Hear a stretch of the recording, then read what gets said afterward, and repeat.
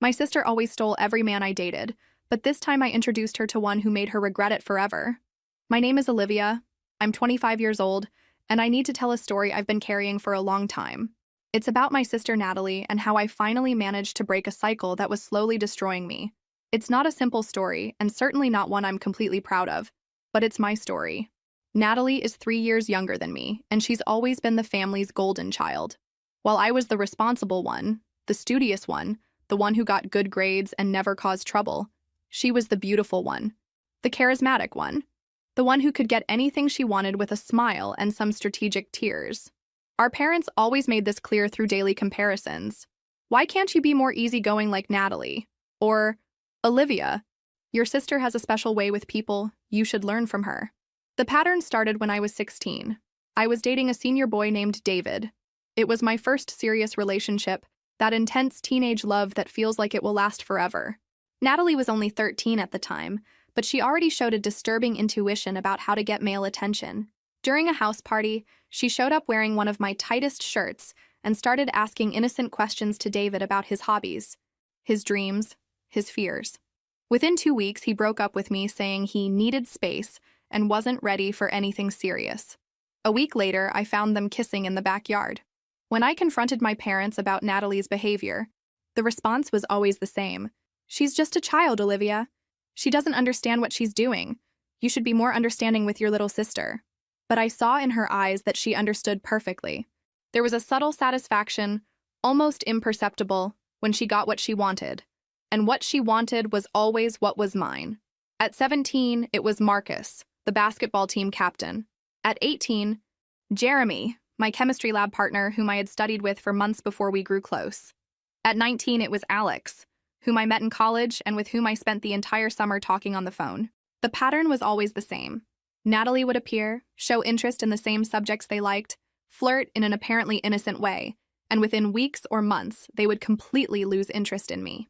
The most painful part wasn't losing the boyfriends. Over time, I began to realize that if they were easily seduced by a younger girl, maybe they weren't really the type of man I wanted by my side. What hurt me most was the family's complicity. Natalie was never held accountable for her actions. It was always just a coincidence, or she didn't do anything wrong. The boys just changed their minds on their own. When I turned 20 and entered my 3rd year of accounting college, I thought maybe things would change. Natalie was in her senior year of high school, busy with her own responsibilities. For a few months, I had the illusion that I could finally have normal relationships, without the constant threat of family sabotage. That's when I met Daniel, an engineering student who worked part-time at the university library. He was different from the others. More mature, more focused, genuinely interested in deep conversations about the future. We dated for 4 months before I made the mistake of bringing him to Natalie's birthday dinner. During the following weeks, she asked seemingly casual questions about my routine, my weekend plans, the places I frequented. I knew I was being investigated, but I couldn't imagine how she would discover more details without me inadvertently providing clues. Her justification was always the same, delivered with that sweet smile she'd used since childhood. It's not my fault if they prefer someone younger and more interesting, Liv. Maybe you should ask yourself why you can't keep them interested. And when I tried to argue or show my indignation, she would add, "Besides, I'm just showing the truth about them. If they really loved you, they wouldn't be so easy to conquer, don't you think?" That's how I spent my 20s, always looking over my shoulder, always waiting for the next person I was interested in to eventually be seduced by my younger sister. I began to develop a strange kind of romantic paranoia, analyzing every interaction, every exchanged glance, every prolonged conversation as possible, signs that family betrayal was starting again. The first cases of betrayal began when I was 16 in high school, and Natalie was only 13. But they evolved into more calculated tactics as she grew up and became a spoiled young adult. Natalie used dramatic tantrums and emotional manipulation to win over Olivia's boyfriends, always being defended by the parents as just a child who doesn't understand. In high school, her tactics were more direct. She would simply show up where my boyfriends were, act lost or confused, and ask for help with homework or advice about teenage problems. She had a natural talent for seeming vulnerable and needing protection, which awakened the protective instinct in boys. In college, her strategies became more sophisticated. She would research my boyfriend's interests on social media, and then casually mention that she also loved obscure bands or independent films they had posted about.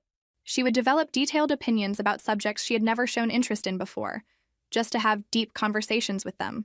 After several betrayals over the years, Natalie justified her actions with an air of superiority, saying she was showing Olivia that men always prefer someone younger and prettier. The family, especially the parents, always protected the youngest daughter and blamed Olivia for being jealous of her little sister and for not being able to keep her boyfriends interested. What hurt me most was seeing how my parents reacted. When I tried to explain what was happening, they always had a ready excuse for Natalie. She didn't do it on purpose. You're exaggerating. Sisters always compete a little. Maybe you should be less possessive. It was as if I were the villain in the story for wanting to keep my own relationships safe from her interference. Natalie, meanwhile, flourished. She graduated from high school as prom queen, entered college with a partial merit scholarship, and continued collecting admirers like trophies. She always had boyfriends, but none of her relationships lasted more than a few months. When I asked why, she said she was still too young to tie herself to just one person.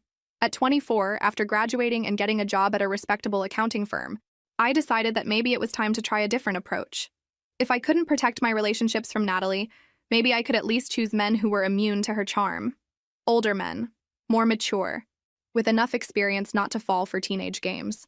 This thought led me to Justin, and Justin led me to the worst mistake of my adult life up to that point. Justin was 28, worked as a supervisor at a logistics company, and seemed to have the emotional stability I was looking for. I met him through a dating app, and our first dates were everything I expected. Mature conversations about future plans, shared interests in books and movies, and a physical chemistry that developed slowly, without rush. For 6 months, I managed to keep Justin completely separated from my family. I invented creative excuses for all family events, said he was traveling for work whenever my mother asked when she would meet him, and even went so far as to create a fake social media account just to interact with him without Natalie being able to track our movements. But every secret has an expiration date, and ours expired during Christmas that year. My aunt casually commented during dinner that she had seen me with a very handsome young man at the mall the previous week. The information reached Natalie's ears, and I saw that familiar gleam in her eyes, that mixture of curiosity and determination I knew so well. "Why did you never talk about this mysterious boyfriend?" she asked later when we were alone in the kitchen washing dishes. "Are you embarrassed of him or something?" I tried to change the subject, but Natalie had the persistence of a detective when she wanted something. During the following weeks, she asked seemingly casual questions about my routine, my weekend plans, the places I frequented. I knew I was being investigated, but I couldn't imagine how she would discover more details about Justin without me inadvertently providing clues. I completely underestimated her determination and resources. On a Thursday afternoon in January, I arrived at Justin's apartment earlier than planned, using the key he had given me the previous week. The door was unlocked, and I could hear voices coming from the living room. I imagined it was the television, or maybe he was on a work call. When I entered the living room, I found Justin on the couch with Natalie. She was wearing a dress I had never seen, with impeccable makeup, and that radiant smile she used when she knew she had won. Justin barely looked in my direction when he saw me. He was completely hypnotized by whatever conversation they were having. "Hi, Liv," Natalie said with fake joy. "What an incredible coincidence. I was just telling Justin about that time when you—" I didn't listen to the rest. Blood was pounding in my ears so hard that the words became distant noise. I knew this scene. I had lived variations of it so many times that my body reacted automatically. Stomach contracting, hands beginning to shake, that familiar feeling that the ground was disappearing from under my feet. "How did you find out where he lives?" I managed to ask, my voice coming out calmer than I expected. "Oh, it was super easy," she replied naturally. "I looked up his name on LinkedIn, found his company, called there pretending to be a delivery person with a package to deliver, and the receptionist gave me the address. People are so helpful when you're polite, don't you think?" Justin finally looked at me, and I saw in those eyes the same expression I had seen so many times before. It wasn't guilt or regret. It was pure fascination. He was discovering that there was a younger, prettier, more interesting version of me available, and all the emotional investment he had made in our relationship was being rapidly recalculated. I left the apartment without saying anything more.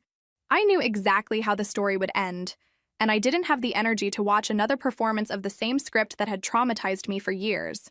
Justin called me a few hours later with an elaborate excuse about needing time to think about what he really wanted from life. 2 weeks later, I saw photos of them together on Natalie's Instagram. She had changed her profile to public specifically so I would see. In the caption, she wrote, "Sometimes love appears when we least expect it." Olivia's most serious relationship, of 2.5 years with Justin, with whom she was planning to move in together, was destroyed when Natalie seduced Justin during the family's New Year's Eve party. The betrayal happened in Natalie's room, and Olivia discovered them when she went to warn that their parents were arriving home. It was New Year's Eve, and as always, our family gathered at my parents' house for a traditional celebration. This time, I had decided to officially introduce Justin to everyone. After 2.5 years together, it seemed ridiculous to keep hiding him. We were making serious plans. We had talked about living together, about our career goals, about the possibility of marriage in the future.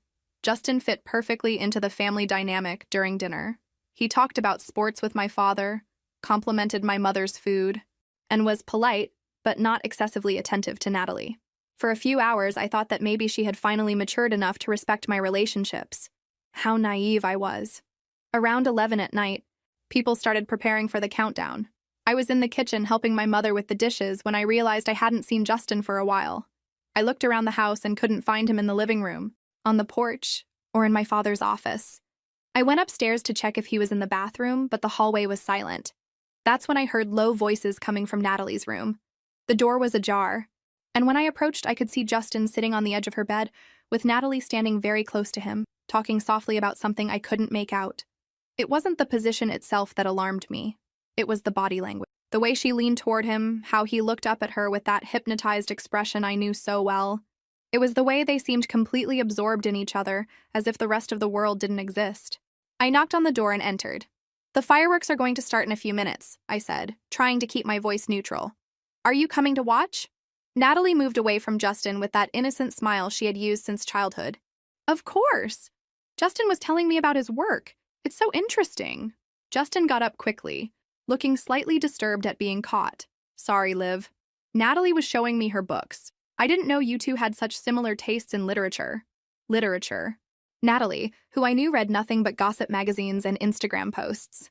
We all went downstairs together to watch the fireworks, but something had changed. During the countdown, Justin was beside me, but his attention was clearly elsewhere. He kissed my lips at midnight, but his eyes searched for Natalie over my shoulder right after. In the days that followed, the change became more obvious. Justin started asking casual questions about Natalie, what she was studying, what her plans for the future were, if she was dating anyone. When I tried to change the subject, he seemed disappointed. 2 weeks after New Year's, Justin broke up with me. Not with a dramatic betrayal as I expected, but with that painfully familiar conversation about needing space and rethinking priorities. 3 days later, Natalie posted a photo of the two of them at a cafe with the caption, "New friendships can turn into something special." After the episode with Justin, I spent 3 months in a kind of emotional hibernation. I focused on work, went to the gym, watched Netflix series, and avoided any social situation that could lead me to meet someone interesting. It was safer that way, more predictable, less painful. But at 25, loneliness began to weigh more than the fear of betrayal. I started questioning whether it was fair to let Natalie control my love life forever, if I was really going to allow her to turn me into a bitter spinster out of fear of what might happen. It was during these internal questionings that I met Lucas. He was in line at the coffee shop where I always bought my morning latte before work, politely discussing with the barista about the difference between espresso and American coffee. He wore dark-framed glasses, had slightly disheveled brown hair, and carried a leather briefcase that had definitely seen better days. When it was his turn to order, he asked for a simple black coffee, no frills, and laughed in a way that made me smile involuntarily. Our first conversation happened by chance when it started raining hard and we got trapped under the coffee shop awning, waiting for the storm to pass. He commented that he had forgotten his umbrella in the car. I said I always carried an extra one in my purse, and we started talking about planning, weather forecasting, and how it's impossible to be really prepared for everything in life. "I'm a software engineer," he said, when the conversation naturally came to the topic of work.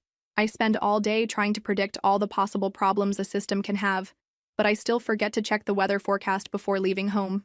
There was something comforting about the way he spoke, without hurry, without trying to impress, as if he was really interested in what I had to say.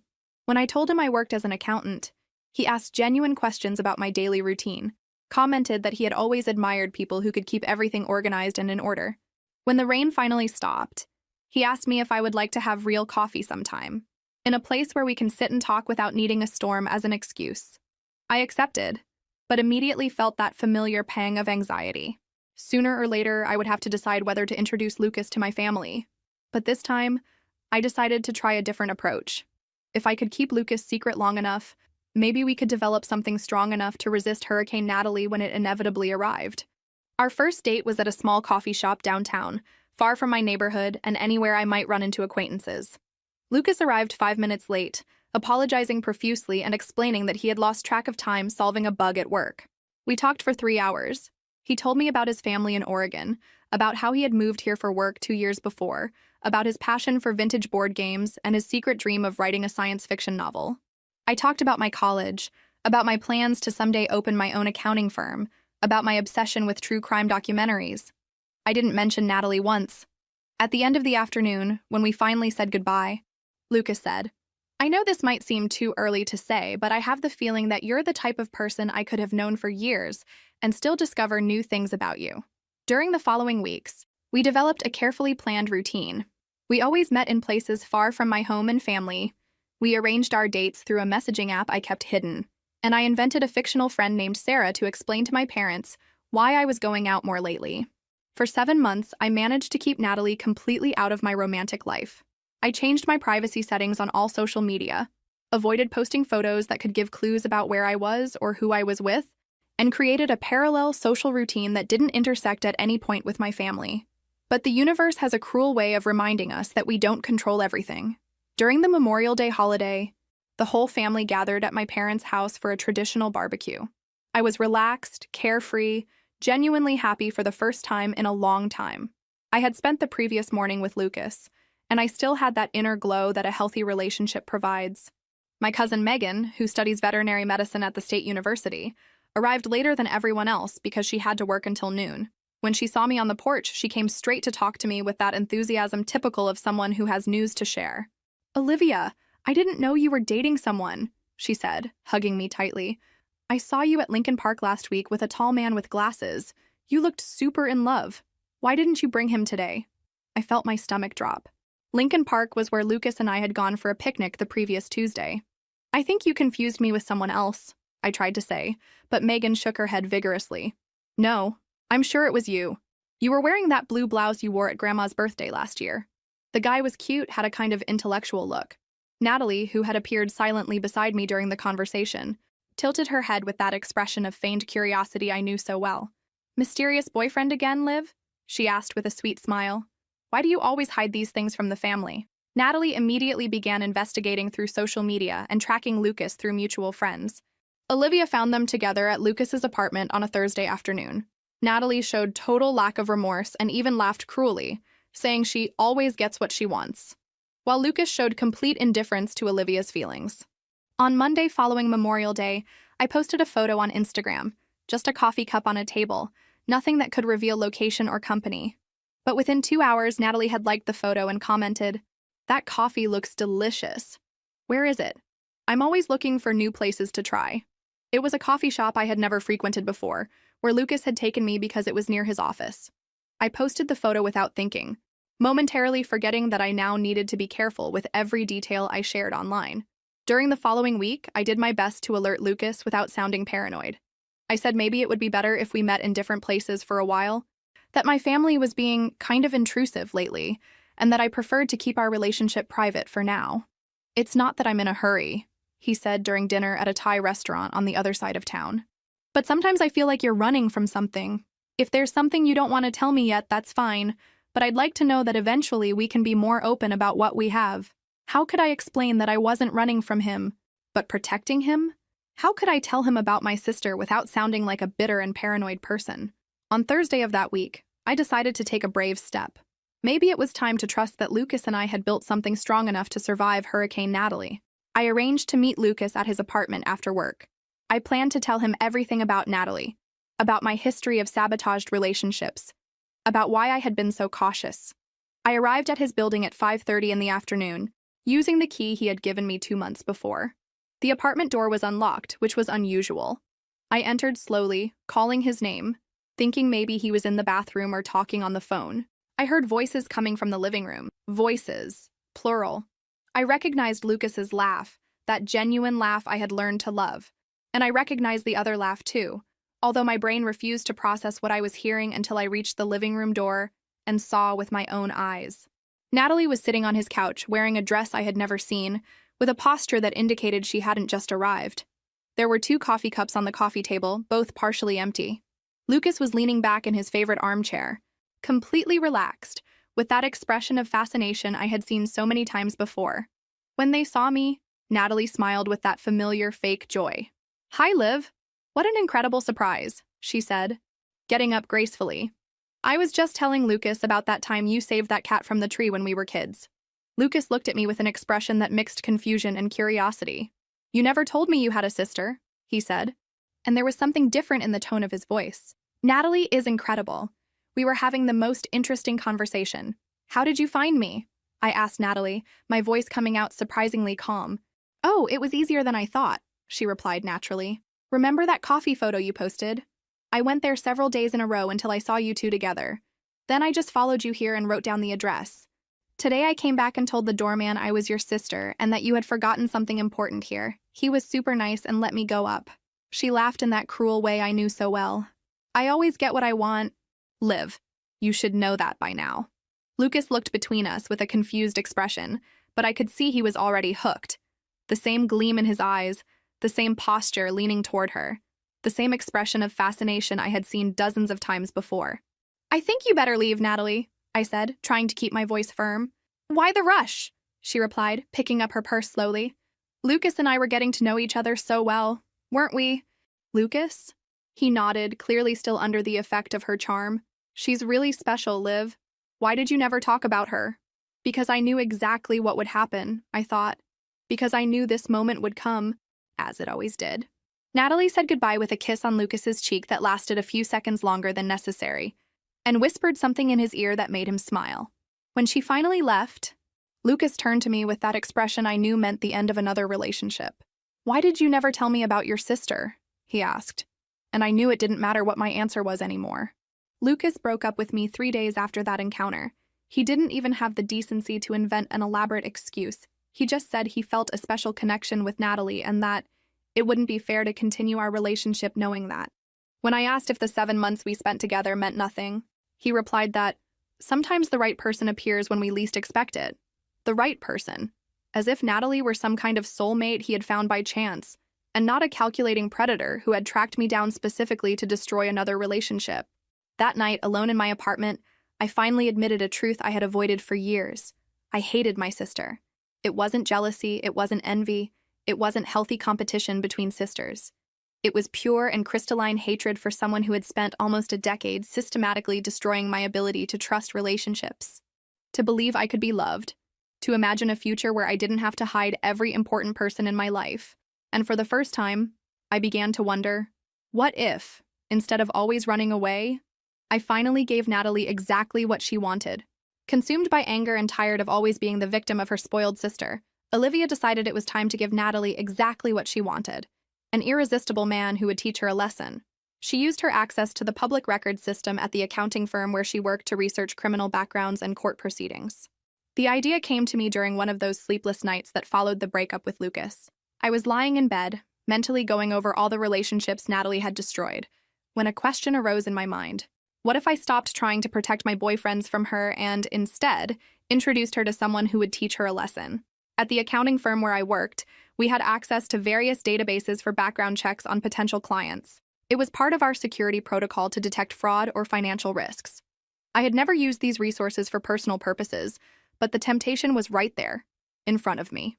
On the following Monday, when all my colleagues went out for lunch, I stayed in the office and began to search.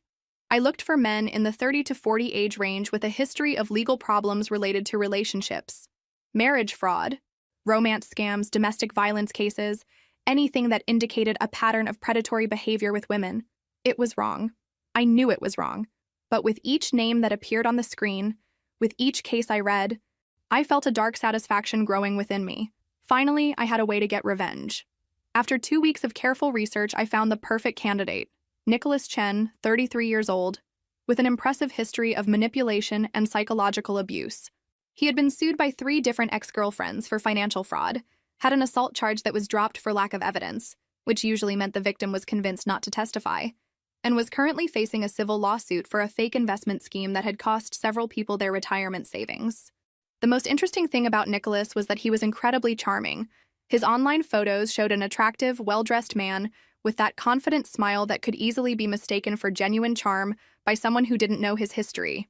He frequented social events for professionals, always presented himself as a successful investment consultant, and had a special talent for identifying vulnerable women with money. In other words, he was perfect for Natalie. During the following weeks, I studied Nicholas as if he were a work project. I discovered where he lived, a luxury apartment in Chicago that clearly cost more than his legitimate businesses could support, where he liked to eat, expensive restaurants where he could accidentally meet potential victims, and what his hobbies were: golf, expensive wines, and any activity that put him in contact with people who had money to lose. Olivia found Nicholas, a 33-year-old man with a history of psychological and financial abuse against former partners, currently facing multiple lawsuits for investment fraud. She approached him at a cafe frequented by professionals, pretending to be a successful financial consultant looking for opportunities. The first step was to approach Nicholas and establish a convincing relationship. This required careful acting. I needed to seem interesting enough to call him back when necessary, but not so interesting as to become a real victim myself. I chose a cafe frequented by professionals in the financial district, a place where Nicholas appeared regularly on Thursday mornings.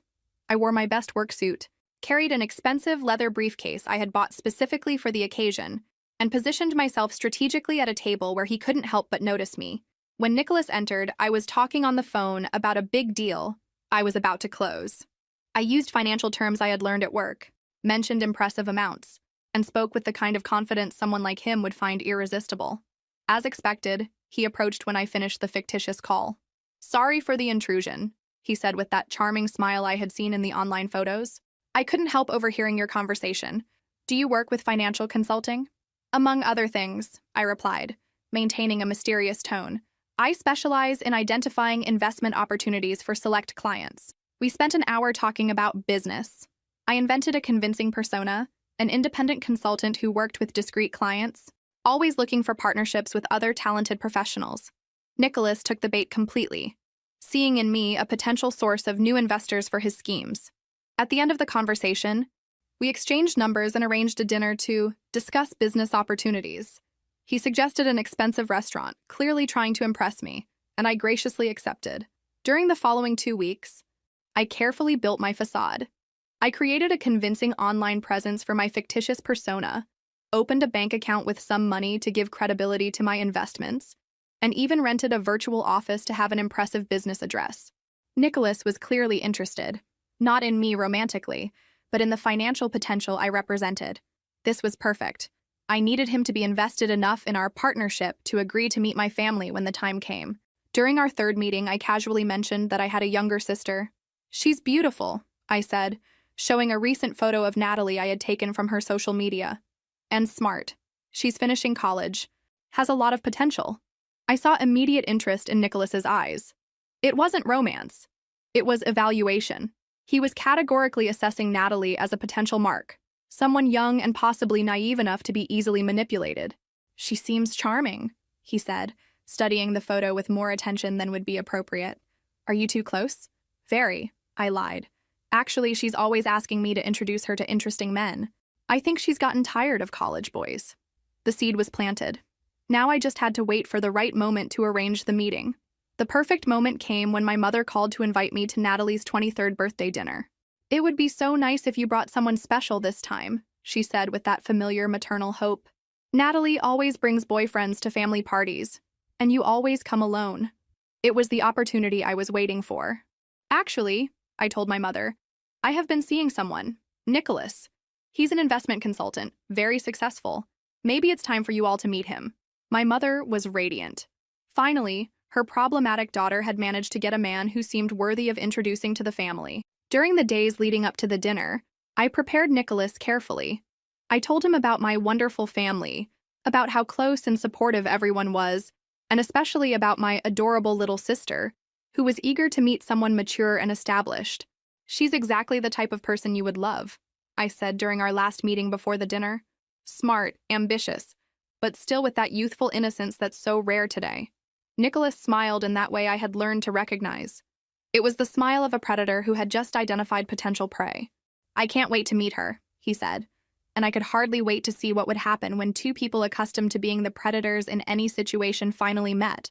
During Natalie's 23rd birthday dinner, Olivia arrived with Nicholas and played the role of a completely infatuated girlfriend. He purposely ignored all of Natalie's flirting attempts during the evening, focusing only on Olivia. This awakened Natalie's competitive fury, who intensified her seduction efforts in the following weeks, determined to win once again. Natalie's birthday dinner was held at the family's favorite restaurant, an elegant but not ostentatious place where we celebrated all special occasions. I arrived with Nicholas punctually at 7 o'clock, and I could immediately see the impact he made on my family. Nicholas had dressed perfectly for the occasion, well-cut dark suit, discreet tie, and that air of confidence that conveyed success without seeming arrogant. He greeted my parents with exactly the right amount of respect and cordiality, brought flowers for my mother and expensive wine for my father, and made all the appropriate comments about the restaurant and the occasion.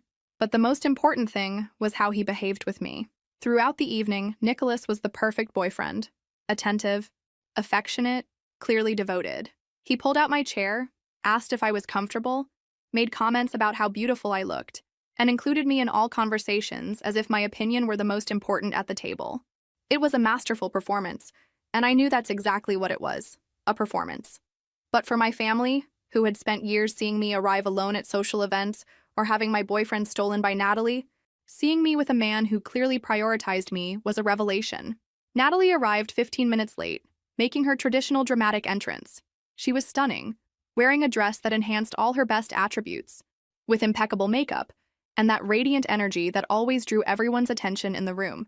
But this time, when she performed her charm routine for Nicholas, something different happened. He was polite, but clearly not interested.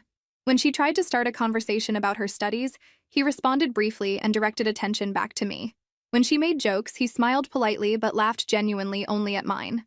When she tried to casually touch his arm during conversation, he subtly moved away and took my hand.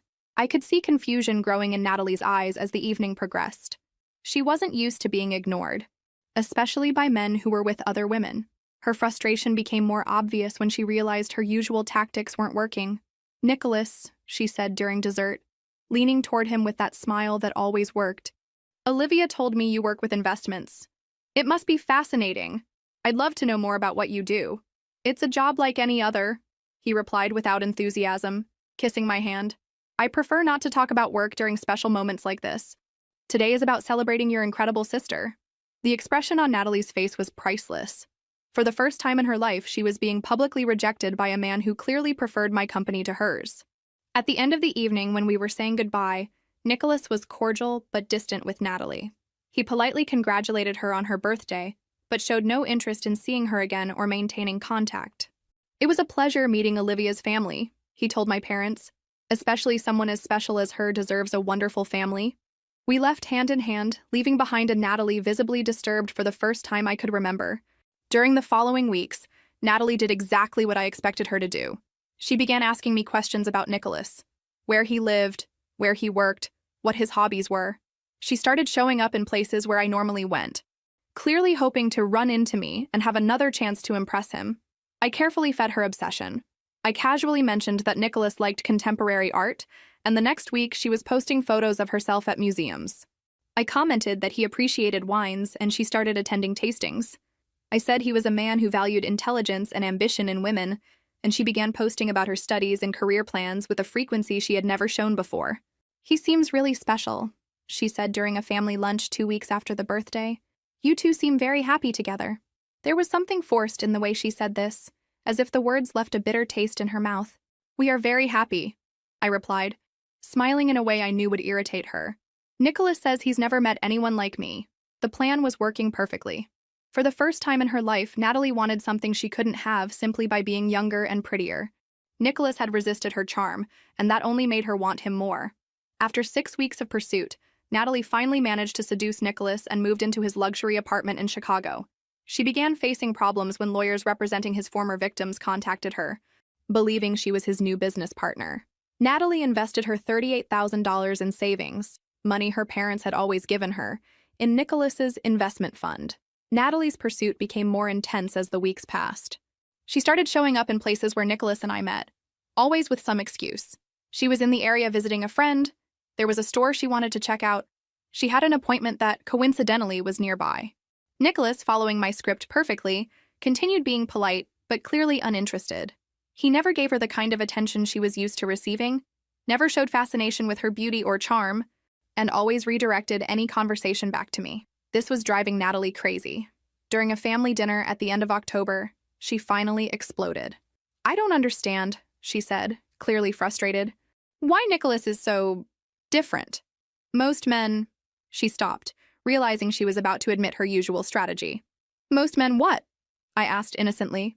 "Nothing," she replied quickly. "It's just that he seems very focused on you." "Maybe it's because he finally found someone worth focusing on," my mother said, smiling at me in a way that made Natalie clench her fists under the table. It was at that moment I realized my plan was working better than I could have hoped. Natalie wasn't just frustrated about not being able to seduce Nicholas.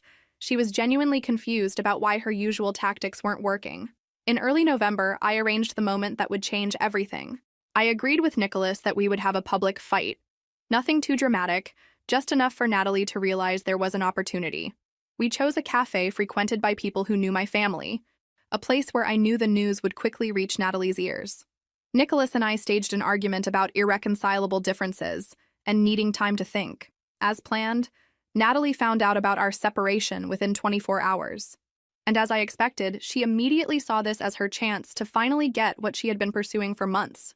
She showed up at Nicholas's apartment 3 days after our fight, ostensibly to check how he was dealing with everything and to offer perspective on his relationship with Olivia. Nicholas called me that night to tell me she had spent 3 hours at his apartment, offering a friendly shoulder, consoling him about the loss of our relationship, and making it clear she was available if he needed company during this difficult period. "She's exactly like you said she would be," he said, and I could hear the amusement in his voice. "Calculating, manipulative, but convinced she's irresistible." "And did you do what we agreed on?" I asked. "Perfectly." I pretended to resist at first, made it clear I was still thinking about you, but slowly allowed her to console me. She left there convinced she was conquering a man who genuinely didn't want to be conquered. The revenge was in motion. During the following weeks, Nicholas followed the script we had created. He allowed Natalie to seduce him gradually, always feigning reluctance, always seeming like a man who was being conquered against his own will. For Natalie, who was used to men who fell easily for her charms, this resistance only made her more determined. She started spending money trying to impress him. Expensive clothes, gifts, dinners at elegant restaurants that she paid for. For the first time in her life, Natalie was financially investing in a relationship, instead of being courted. By Christmas, they were officially dating. Natalie brought Nicholas to the family Christmas dinner as her new boyfriend, radiant with satisfaction at having finally won once again. But this time, she didn't know she had walked directly into a trap. In January, Nicholas suggested she move into his apartment in Chicago. It was an impressive apartment in an expensive neighborhood, and for Natalie, who had always been attracted to external signs of success, it was irresistible. What she didn't know was that Nicholas was financing that lifestyle with money stolen from his previous victims, and that lawyers representing those victims were already on his trail. 2 weeks after Natalie moved into the apartment, she received the first call from a lawyer looking for Nicholas about an investment fraud case. When she said she knew nothing about his business, the lawyer asked if she was the new business partner that some people had mentioned. Natalie was confused, but Nicholas quickly explained that some people got envious of his success and tried to create problems. He said it was important that she not talk to strangers about their private life. That's when he started talking about an incredible investment opportunity he had just discovered. Nicholas became progressively more controlling and manipulative, isolating Natalie from friends and family. During an argument about money, he pushed Natalie, causing a bruise on her left shoulder. When Natalie tried to leave, she discovered he had drained all her accounts and credit cards. The FBI raided the apartment and arrested Natalie as a suspect in the investment fraud scheme. Nicholas's transformation from attentive boyfriend to controlling manipulator happened gradually, exactly as I had predicted based on the history I had found about him. Natalie, who had always been the predator in her relationships, didn't recognize the signs that now she had become the prey. First, he began questioning her plans and activities. "Why do you need to go out with your friends so frequently?" he would ask. "I prefer when it's just the two of us." Initially, Natalie found this romantic. Finally, a man who wanted all her attention. Then, he started subtly criticizing her family. Your sister has always seemed a bit resentful, don't you think? And your parents clearly favor her.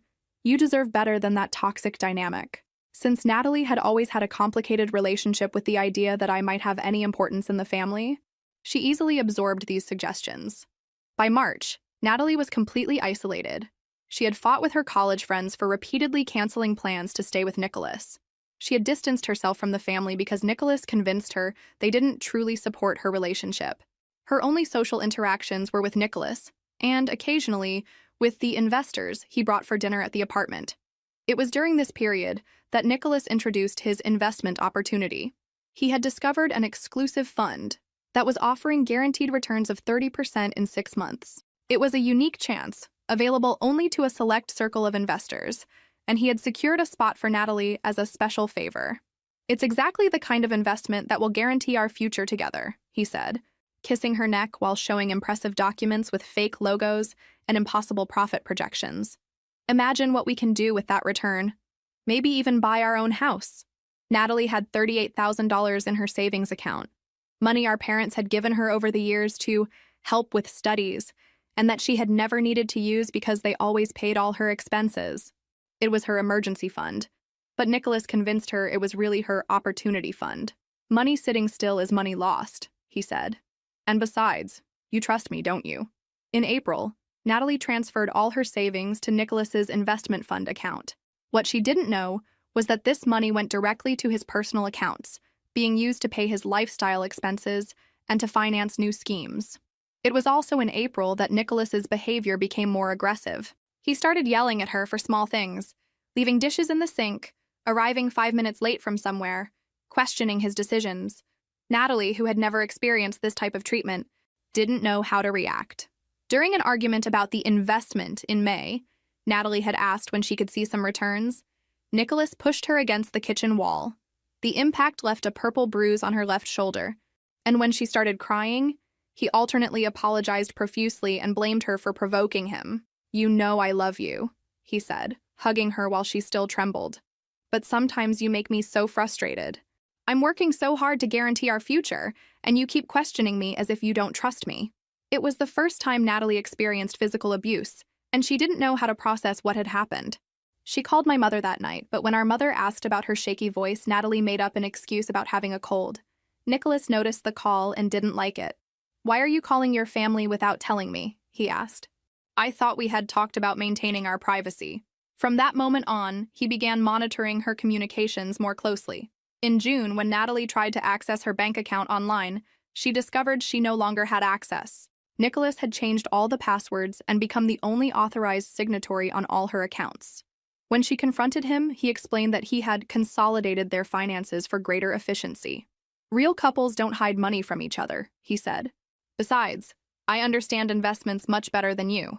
I'm protecting our future. That's when Natalie finally tried to leave. She packed her things one morning when Nicholas had gone out for a business meeting, but when she tried to use her credit card to call an Uber, she discovered the account was canceled. When she tried to access her checking account by phone, she discovered Nicholas had completely drained all her financial resources. She had no money for transportation, nowhere to go. She had fought with all her friends, and was too afraid to tell the family what was happening. How would she explain that she had lost $38,000? How would she admit that the man she had conquered from me was now controlling every aspect of her life? When Nicholas came home that night and saw the suitcases, his anger was different from anything she had experienced before. He didn't yell. He spoke in a low voice, which was somehow even more terrifying. Did you really think you could just leave? He asked, blocking the door. After everything I've invested in you? After all the favors I've done for you? It was at that moment that Natalie finally understood she was no longer in control of the situation. The youngest sister was sentenced to 4 months in federal prison and 3 years of probation, leaving with a criminal record and completely destroyed credit. She moved to Austin, Texas, to try to start over working as a receptionist, away from her parents' protection for the first time in her life. The protagonist underwent therapy for 8 months to deal with the guilt of having orchestrated the situation, but finally felt she had broken the cycle of manipulation that dominated her adult life. The FBI arrived on a July morning. Natalie was alone in the apartment when she heard authoritative knocks at the door. Through the peephole, she saw men in suits with badges, and her first thought was that something had happened to Nicholas. When she opened the door, they identified themselves as federal agents and said they had a search and seizure warrant. "Where is Nicholas Chen?" asked the lead agent.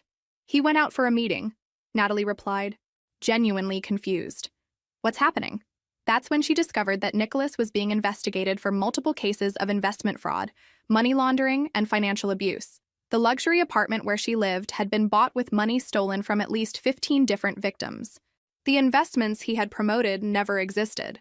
And since she was living with him and had transferred money to his accounts, the FBI considered her a possible accomplice. During the interrogation that followed, Natalie tried to explain that she was a victim too, that she knew nothing about Nicholas's schemes. But the agents had evidence that she had received money from him, had participated in dinners with other investors, and had signed documents that placed her as a beneficiary of some of the fraudulent accounts. Nicholas had been smarter than she imagined. He had systematically implicated her in his crimes, using her naivety and greed against herself. Natalie was arrested that day and indicted as an accomplice in a federal fraud scheme. She spent 6 months in jail awaiting trial, time during which she finally understood the extent of the manipulation she had suffered. Our parents hired an expensive lawyer, but the evidence was overwhelming. The best deal they could get was a guilty plea in exchange for a reduced sentence: 4 months in federal prison, 3 years of probation, and the obligation to pay restitution to the victims.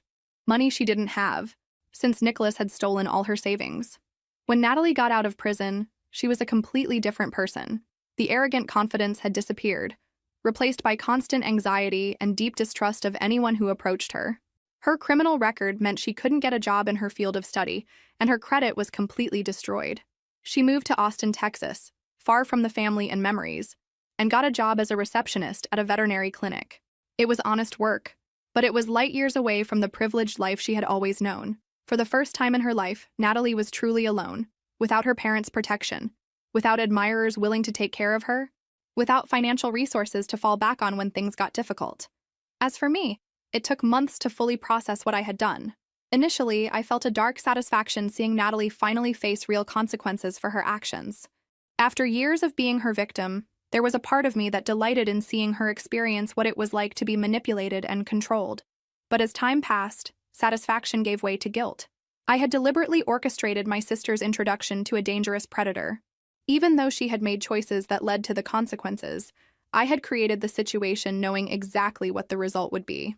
I started therapy in September of that year.